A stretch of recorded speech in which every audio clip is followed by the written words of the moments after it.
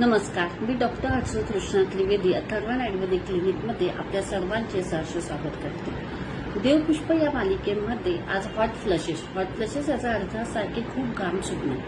ही जी अवस्था आहे किंवा ही जी फेज आहे किंवा हे जे लक्षण आहे ते प्री मेनोपॉज आणि मेनोपॉज स्त्रियांमध्ये प्रामुख्याने आढळून येतं। मेनोपॉज म्हणजे ज्या स्त्रियांची पाळी गेलेली आहे आणि प्री मेनोपॉज म्हणजे ज्यांची पाळी जाण्यात आहे, अशा दोन्ही केसेसमध्ये हे लक्षण आढळू शकतं।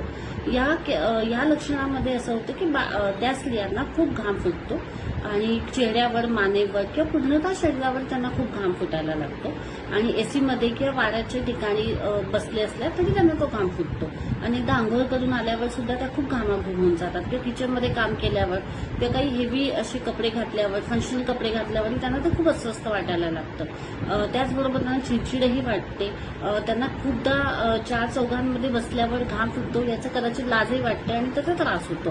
तर हा हॉट फ्लशेस होणं म्हणजे खूप घाम फुटणं हे प्री मेनोपॉज आणि मेनोपॉज फेज जी आहे त्याचे हे लक्षण आहे। तर मेनोपॉज गेल्यानंतर म्हणजे पाळी गेल्यानंतर 2 ते 2.5 वर्ष ही साधारणतः याचा त्रास जाणवू लागतो, परंतु काही काही स्त्रियांमध्ये म्हणजे अत्यंत रेअर केसेसमध्ये 5 ते 10 वर्षांमध्ये सुद्धा हा सुद्धा त्रास जाणवू शकतो।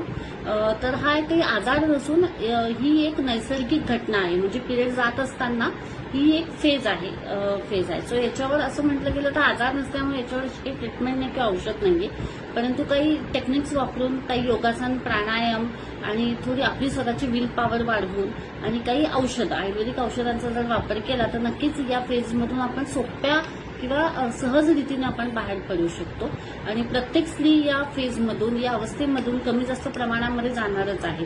सो जर आधीपासून किंवा त्या फेजमध्ये असताना जर आपण स्वतःला समजवलं की ही जी गोष्टी याला अस्वस्थ न वाटता आपल्याला हे जे घडतंय हे निसर्गतः असणाऱ्या त्या बदलामुळे हे होत आहे, तर नक्कीच याच्यावर आपण काहीतरी उपाय शोधू शकू आणि या फेजमध्ये आपण सहजरित्या बाहेर पडू। तर ज्या बायकांना हॉट फ्लशेसचा जो त्रास होतो तो जर कमी करायचा असेल तर नक्कीच जवळच्या वैद्यांकडून त्याच्यावर औषधं घ्या, काही टेक्निक्स असतात ते सोप्या टेक्निक्स शिका आणि अस्वस्थ स्वतःला वाटून घेऊ नका आणि ही एक नॅचरल फेज आहे। सो ही याच्यातून आपल्याला जाणं भाग आहे, ही फक्त एक गोष्ट डोक्यात ठेवायला पाहिजे। थँक्यू।